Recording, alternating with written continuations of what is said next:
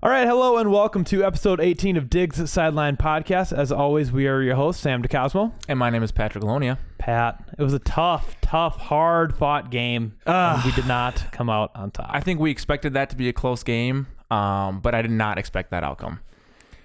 That was rough. That was rough. It was a close. You know what it felt like? It felt like a playoff game to me. Yeah, you're right. You know, where there was a lot of lead changes in the second half, and it was sort of high scoring, but it was also gritty defensively. I thought the Kansas City defense showed up. For a team that was ranked 30th in run defense, I know. They completely stopped Here's the thing. They knew that they were ranked 30th in run defense, and they knew that we were going to run the ball. So they were just stacking 9 in the box on us all day. And I was not impressed with the offensive line yesterday. I wasn't either. Yeah. So, all right. So let's dive into it. Yeah. So we lost the coin toss.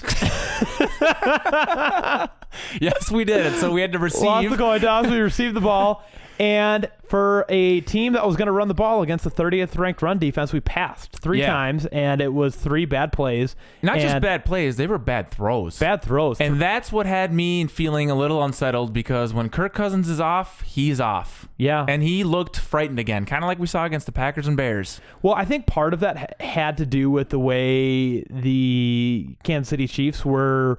the way that they schemed their defense for us. You know, they had 9 in the box to stack against the run, and they were sending 5 quite a bit of the day. So even when we were passing the ball, they were blitzing, and so Kirk was under pressure. And quite frankly, our offensive line did not show up. We'll talk about it later, but there was that one play where they just pushed Pat Elflein right back into Kirk Cousins, and he just fell over. And I do want to say, before we get into the game, since I was at the game, I didn't get the chance to kind of see all the instant replays and all that, so I won't have as much in-depth insight as Sam might, because he was watching from TV. So are you saying that there's benefits to watching it from the TV rather than at the game? 100%. 9.9 times out of 10, I would rather watch at home, especially if it's a playoff game. No doubt that the environment there was absolutely electric. I am jealous that you got to be in that environment. And I will say, before we continue, I just want to say Kansas City is a great town. Yeah. Their fans welcomed us with open arms, and I was there for 3 days, and I was walking around doing museums and other things, and I saw a bunch of Vikings fans there. That is one thing I wanted to say. The Vikings presence was unbelievable. Unreal. Dude, I was watching it from the TV, and they were just it looked like there was just as many. I want to say it was 60-40. Chiefs fans, 60 Vikings Chiefs fans? versus Vikings fans. Jeez. Yeah, I know. And we traveled well. We traveled very well, and I just want to say the hospitality of the Chiefs was phenomenal. Oh, they were great. I was playing catch with a couple of Chief guys. We were just throwing the ball around. It was super chill. They were awesome. Dude, the respect, it's refreshing because sometimes you get into like, oh, Packers fans are so annoying, or oh, Saints fans are so annoying, or Cowboys fans or Eagles fans. But like, it's just refreshing to see that, hey, we're just out here. Yeah. It's going to be a good day of football. Extremely refreshing. Two good teams, 2 talented teams, and it's going to be a good day. Yeah. It was a perfect afternoon. On the note of the game, my favorite highlight, though, was when Everson Griffin, he threw up the skull chant, and we took over the place. I saw that. They showed that on TV. And the mood, okay, now I'm gonna shift my thoughts on how the Chiefs liked us or not, but after we did the skull chant like 3 times, they hated us. Well, they're a competitive group. No, I know, but they're competitive. I'm saying we did a good job irritating them as a collective group. Well, and there was one play towards I think it was third quarter or early fourth quarter where the Chiefs offense was on the field, but Matt Moore, the crowd was so loud, Matt Moore couldn't hear. He was going like this, trying to get the play call. Yeah. And I was like, good for us. It was That is awesome. Yeah, it was awesome. That is awesome. So you love to see that. Anyway, all right, so back to the game. Yeah. So 3 and out on our first drive. But back to Kirk Cousins, just kind of, do you agree with me that he looked a little unsettled? He looked, it was a pressure game and he's sitting at 3 for 28 in his career, or... He was pressured. Kirk definitely could have played better. I thought Kirk played poorly to begin with. I thought he played very, very well for the second and third quarter, and then I thought that he decided to go home early and wasn't playing to his full potential in the fourth quarter. But I think that there's a lot of blame to go around here. Yeah, and exactly. Let's talk about percentages for blame. Because I think this can go around. I don't think it's on Kirk much at all, to be honest. I think he's a big part because he's the quarterback. I think Kirk bears 20% of the blame. I think the offensive line bears 30% of the blame. I'm gonna do 40 or 50% head coach Zimmer and the offensive coordinator. I thought the game plan that they were too late adjusting the game plan again. It was a little weak game plan. Yeah, I thought it was a weak game plan. Yeah. I mean they stacked the box against Dalvin, and I get that we don't want to abandon the run, and we can't. And Dalvin is a guy that can take it, but it's like at some point, like we have to. It's like Adam Thielen said after the Bears loss, we got to sling the ball. Yeah, right. And we tried, and Kirk was overthrowing a lot of balls. So there's that. Yeah. So he was just off from a throwing perspective. But I want to know, since again I was sitting at the game, I don't have that that good perspective there. Was Diggs really not open the entire game, or what? No, he was open. I think there were two big deep opportunities that Kirk overthrew. Oh, he did miss one. I remember that one. Yeah. Yeah, Kirk overthrew him on a couple of deep opportunities, but I'm not sure they weren't the cameras. I mean, Diggs only had one catch for 4 yards. Treadwell led the team for 3 catches and 58 yards. The return of Laquan. The return of Laquan. Yeah, no, Diggs. Oh, he was 1 reception, 4 yards on. Do you have how many targets? 4 targets. Yeah, 4 targets, and honestly, with him not catching balls, the media they weren't really going to him or talking about it, and there was that one ball that he had kind of beat the guy on, and he laid out for, and this is what I really liked was the ball was overthrown, Diggs laid out for it. Coverage was tight, but Diggs had a step on him, and he laid out for it, missed it, and then there was some good sportsmanship between them. And with all the drama Diggs has had this year, where he's was frustrated and sending out all those cryptic tweets and all that, it was good to see him just kind of even in the face of an overthrown ball, just kind of smile and high five the defender. I thought that was nice to see. And I think he does have that kind of sportsmanship with the other players. Yeah, I think so. There's no beef, not like Josh Norman or some of those. No, I think so too. No, it was. But with Stephon, I think that they were scheming for him because once Adam Thielen left the game, they were able to double cover him. But that doesn't mean. I mean, he had 4 games of 140 plus yards. Yeah. So again, I didn't get to see it from that TV angle perspective, but I'm very curious to see how he wasn't open at all. Yeah. And there was even one. There was a mismatch. I still remember it. They had they shifted. I think they put Cook out, and the safety had to follow, and then the linebacker had to go on Diggs, right? Yeah. And I saw Kirk's eyes lit up, and mine did too. I was like, we got the biggest mismatch, right? And they sent him on a quick slant, and the defender threw his arms up and batted it down, and that could have been, a 15, 20-yard pickup easy. Yeah. And so it's kind of one of those games where things just didn't go our way. Yeah, there were a lot of things that didn't go our way, and we'll talk about it in a second. I just want to circle back to our receiving core. So whatever they were doing to Diggs worked, but other people got to play today. Like I said, Laquan Treadwell led the team with 58 yards. He had 5 targets, 3 receptions. Dalvin Cook had 7 targets, 4 receptions. Well, in the second half, they started getting Cook more involved in the screen game, and that, you know what I mean? Yeah, those screens. Yeah. And they were lighting up. Kyle Rudolph had 5 targets, 3 receptions. He had a touchdown. Amir Abdullah had a touchdown. I liked that. And BC Johnson was 1 for 2 with a touchdown. So other people got a chance to catch the ball today. Okay, Sam. So I have a hot take. Okay.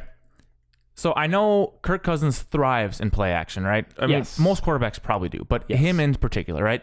So in a game like this where the play action just isn't working, right, and he's relied to kind of be more in shotgun or come out of center and hucking the ball, what he needs is more of a no-huddle kind of offense. Because when we were doing that near the second half, we were kind of getting in the line quicker. We were moving the ball very, very well. And Irv Smith was getting involved, and we were just chipping away at it. Well, especially when their defense gets gassed when you don't give them the opportunity to sub out. And that's what I'm saying. And I don't care. It doesn't need to be a minute left in the half to do a no-huddle, but just sprinkle that in, you know? No, it just changes the game plan. I completely There's more agree. urgency. There's more fire. And I think you'll disagree with me on this, but I think Kirk Cousins is a very big momentum guy. Yeah. Where when things are going his way, when for him, when it rains, it pours, and when he's starting to connect on some things, he'll keep connecting. And so I think you're right with that hurry up offense, no huddle type situation. If he's completing balls, then he's gonna complete more balls. Yeah. And I think that'll. But here's the thing: is that's not Zimmer's type of football. Zimmer likes to keep the offense out of. And you know what? I don't blame him for when you're talking about a team like the Kansas City Chiefs. The keys to success and we talked about it, the keys to success that other people have had, be it the Lions or the Packers or whoever else, their key to success was keeping the chief offense off the field. Yeah. And regardless of whether or not Patrick Mahomes plays, they have Travis Kelce, Tyreek Hill, phenomenal Hardman, offense. whatever that guy's first name is. Yeah, phenomenal. They have just phenomenal offense, and their defense is exploitable. Right. So while I agree with you that Kirk Cousins he's a momentum guy, and that we got to keep moving the ball when we got something that's working, that's not how you win against the Kansas City Chiefs. You got to limit their opportunities to score. No, I get that. And again, it's easy for us to sit here and say that, but I'm just saying I wouldn't hurt to every now and then kind of huddle to the line and get just mix it up a little bit. I know what you're saying. Because then when we were down at the very end of the game there, our last two possessions were absolute duds. Dude. That was as predictable as it got. They knew we were doing a screen. They knew we'd hand it off to Cook, and they completely shut us down. And then what's his face completely shanked that ball. Conspiracy theory, his brother on the other end, he's in on it, and he's winning some money if the Chiefs win the Super Bowl. So, well, because you know that they're punters, they're brothers. Yeah, I know the punters. Both number two. Yeah, that's what I will say. It was windy. Odd. It was very windy heading in that direction. It was windy. I don't think that's the case. But dude, a 27-yard shank. Yeah, and he put the ball at the 45. Yeah, dude. It's frustrating, but. Things happen. So all right, so let's kind of work our way through the game. So they struck first blood. They got a touchdown. We responded, and then that was the first quarter. Second quarter, again back and forth. We kicked some field goals. We went to halftime. It was tied 10-10. Yeah. Well, and what sucked is that we didn't get a touchdown at the end of the second half there. I know. And I truly believe that Treadwell had that ball had their feet not get tangled up, because I think he had a step on him. Yeah, and they reviewed it, but it was not. I don't think it was a penalty. He had him beat though. That's the other things. The referees have just been so bad this year, and I don't even. It's not even a knock against the Chiefs. So that offensive pass interference that was not called that Zimmer challenged for. Oh yeah, one on Kendricks. It was literally the exact same penalty that they called on Dalvin Cook against the Packers in Week 2. Yeah, and the refs didn't call it on the field, and then they overturned it when they were doing a scoring review, which is a whole nother conversation. You can go back to our episode and listen to that. But it's was ridiculous. Well past the 5 yards. It's literally the exact same thing that happened, and they didn't call it. And so since it happened to us, Zimmer decided to challenge. It's like, oh, this is a shoo-in. So there's that. There's one play where their wide receiver, I don't know which number, he lined up way off sides. Way off. And here's the thing. I don't even blame the receiver, because he did what he's supposed to do. He checked with the side judge, said, hey, am I good? And I saw the side judge. Is that the image that I've been seeing floating on the internet about offsides? Yeah. And the ref is nowhere near the blue line. He's like two steps over. The receiver, you mean? Or the receiver. So I noticed that in the moment. I was like, he is way off sides.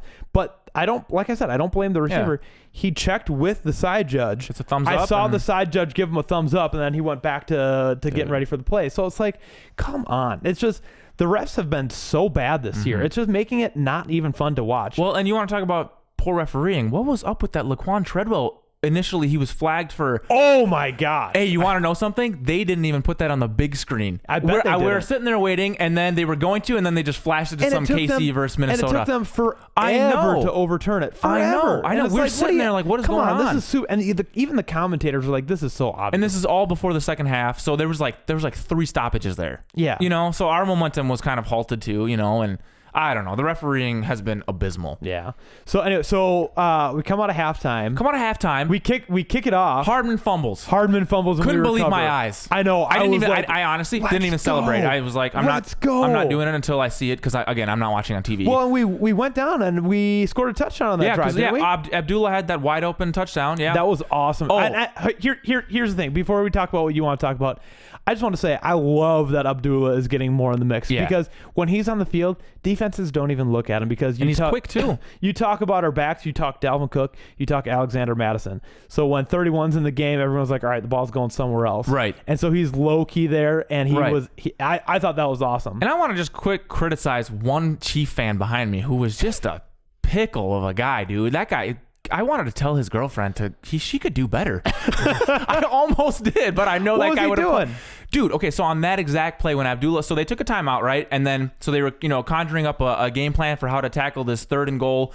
And Abdullah was wide open in the flat. And he turns around and he goes, we got fire Andy Reid. He's calling to get his head fired. And I'm like, Evan and I turn and look at him and we go, you want to get rid of one of the greatest coaches in our modern day who brought you to the AFC Championship game, who's just a wizard when it comes to game planning with backup quarterbacks or whoever it may be.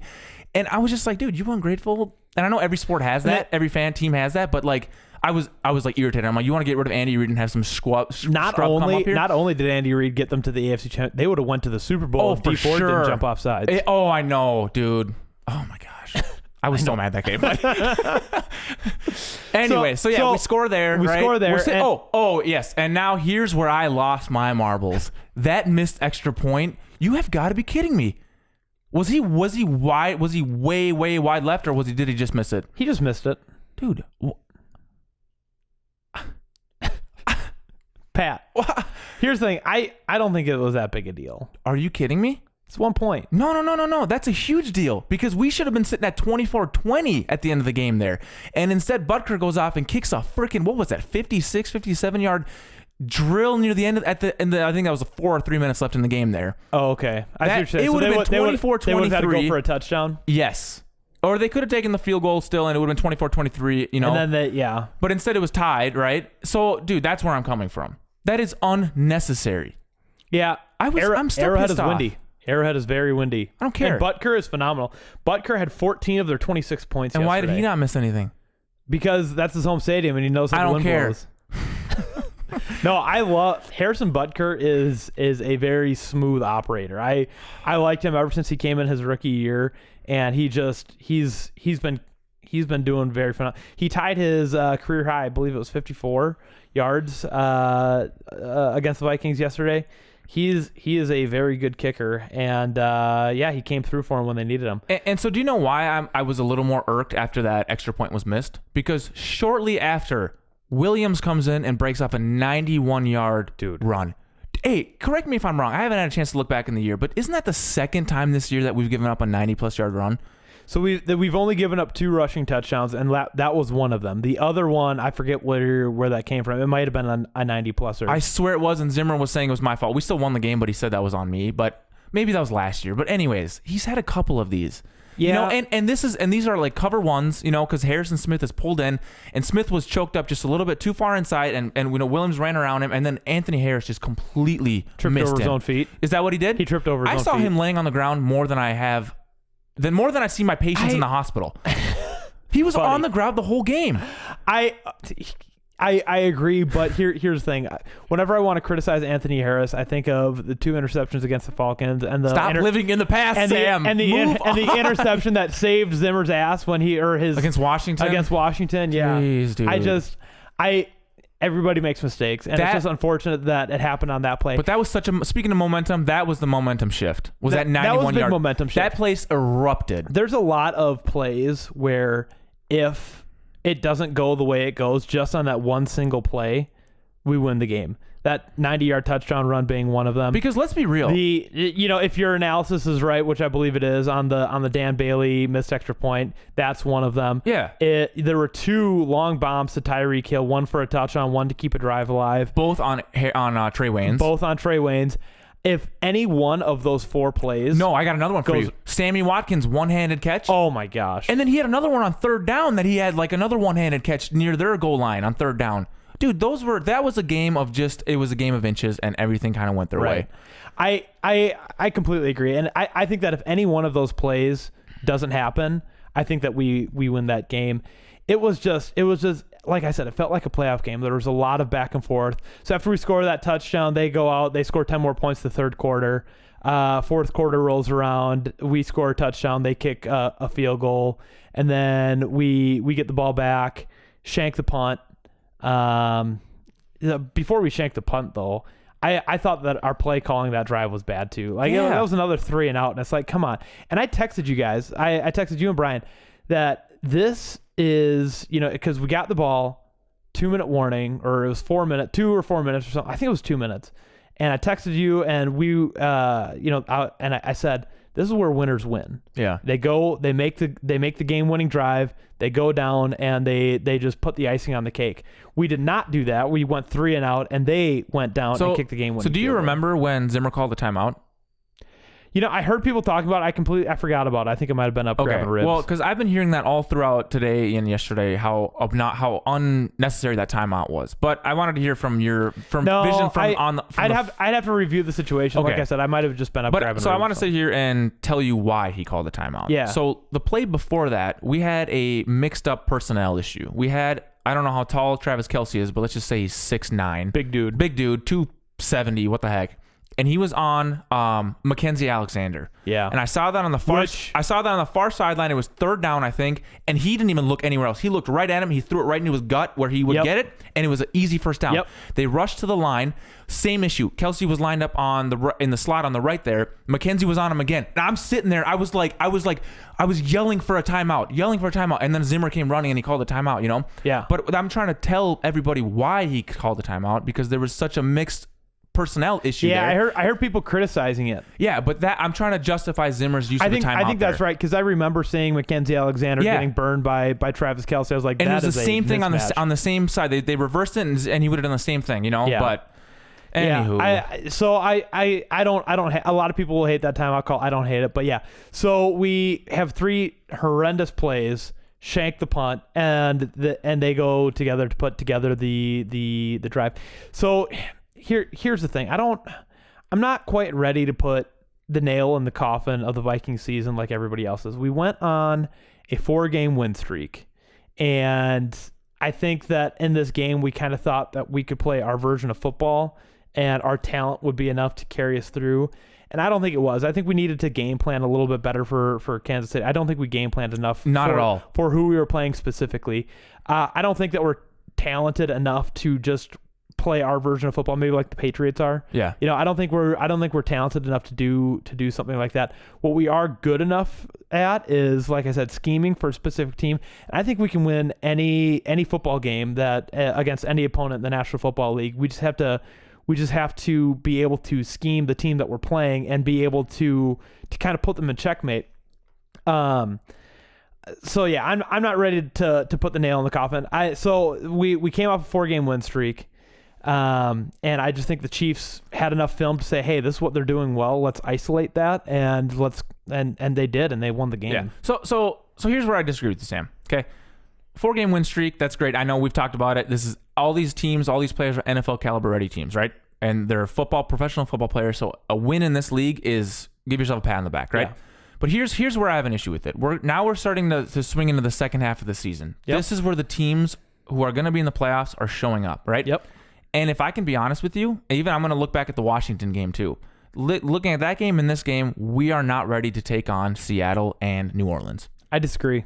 How do you look at me? I want you to look me in the face right now and tell me how you disagree. I think this game was a reality check. I think that, like I said, we just need to be able to scheme for our specific opponents. When we go play Seattle, I haven't watched any Seattle games this year, so I don't know what we need. Do you want to know what Russell Wilson did yesterday? What did he do? Do you want to know? They were down 7-24, right? I looked at my phone against the Buccaneers. I chuckled, right? Yeah. Put my phone away. Didn't look at it till I woke up from a nap in the car. They won 40-34 in overtime. Russell Wilson had 5 touchdowns and 400 yards. I think Russell Wilson is making a strong candidate for MVP. I'm not saying they're not a good football team, but what did Tampa Bay do to get up that early in the game? I didn't watch it either. And we just need to be able to exploit that, and then once we're ahead, then we can play our version of football. So I'm trying to factor in. So okay, dude. This Vikings defense is not the 2017 Vikings defense that we saw. I agree. I don't think that we're. I think that we're. I agree. Not at all. We're not the same. We're letting teams score 20+ points. Yeah, and what I'm saying is, you don't think Drew Brees and Russell Wilson are going to have a field day against Mike Zimmer in today's defense? I just think that we need to be able to, and I think that Mike Zimmer is a Diggs.Sideline.Podcast listener, because he did exactly what I told him to do on Tyreek Hill. They did kind of a man defense handoff with him, and it worked. Except for those 2 long bombs, it worked. We just need to be able to scheme for the opponents that we're playing. The Saints have Michael Thomas. Again, I think that we can do the same thing with Xavier Rhodes' big body. We'll be able to match up to him. Same thing with DK Metcalf on the Seahawks. We can beat any team in the National Football League. We just need to not think that we're talented enough to just go out and play football. We need to scheme for whoever it is that we're playing. So I'm not being negative, because I cheer for this team week in and week out like I've got nothing else to do in my life at the age of 26, which I don't. But dude, if we were to place bets right now against Seattle and New Orleans today, let's say it's a playoff game, and I was to put hardcore money on the game, I would not put a dime on the Vikings. You know what? My heart's there. My money's not there. Listen. There's an old gambling rule that says you never bet on your team. Okay, forget that. I don't know any of that stuff. The point I'm trying to make is we don't have a prayer to our name against the Seahawks, especially on the road. Not a chance, Sam. There's optimism and there's delusion. Listen. There's optimism. That's exactly what we said about the Kansas City Chiefs when we did a preview of the whole season. We said, "Oh, this game's going to be a big fat L." You know, there's no way we can. And guess what? We hung in there. And yeah, Pat Mahomes was out, but guess what? They had Tyreek Hill, they had Travis Kelce, they have this Hardman who's showing up to do work. They have Darrell Williams, Damian Williams, their running back that run for 125 yards.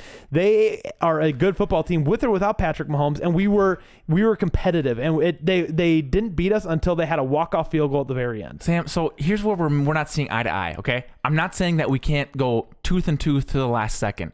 I'm saying time and time again, aside from the freaking Minneapolis Miracle, which will never happen again in the history of sports. Listen, I agree with you. So I agree with you in the aspect of when the game is coming down to the wire and we're blow for blow with them.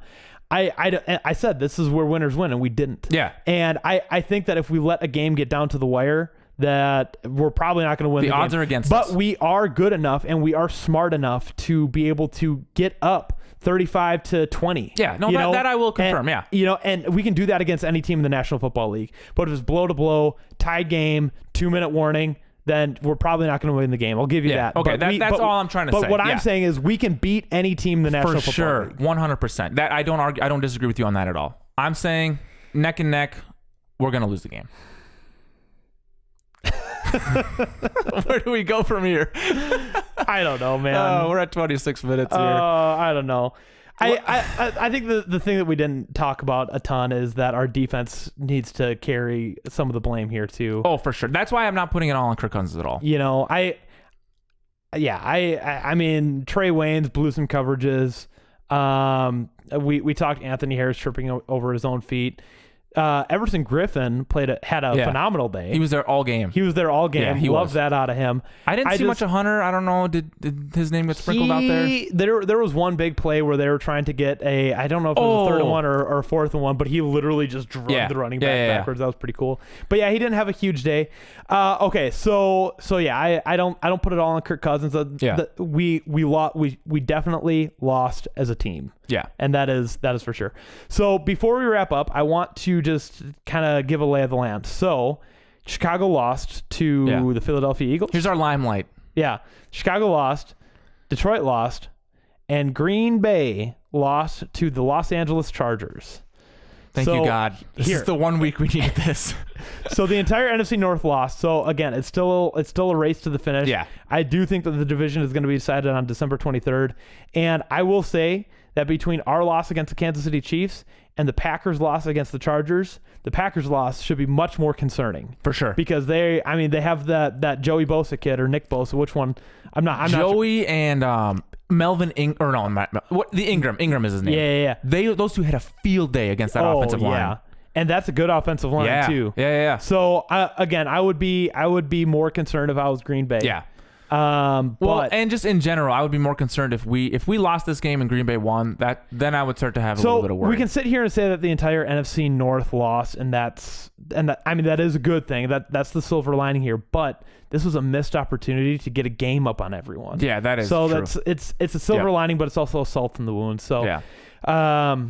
But yeah, so we're still one game behind the Packers, and again, I truly believe that the division is going to be decided. If there's anything that I can 23rd. end a note on is I just want the Viking staff to have a game plan B ready to go and like solidified as if they're using that as a game plan A for the future as we head into just Dallas, making adjustments. We head into Seattle here. We've got a tough stretch coming up. Those are both primetime games on the road. We do. If we don't have a game plan B that we're ready to initiate and everyone is on board with it, forget it. This is gonna be like the slow chippy, you know what I mean? Like, well, Pat just wanted to end on a negative note, I guess. All right. Hey, no. Okay, no. We're 6-3. We're 6-3. One game behind the Packers. One game behind. Everything is still fine. Yeah, everything's fine. It's fine, right? Insert the fire emoji. Yeah. fine. I'm okay with the events that are unfolding currently. That's okay. Things are going to be okay. Dog's sitting there. This is fine. This is fine. All right. All right, so join us next time on Diggs.Sideline.Podcast. We'll be previewing the Vikings-Cowboys game. Pat, that's a Sunday Night Football primetime game. Yeah, let's see how Kirk does. This is another one. We're going to be talking about Kirk Cousins on Sunday Night Football here.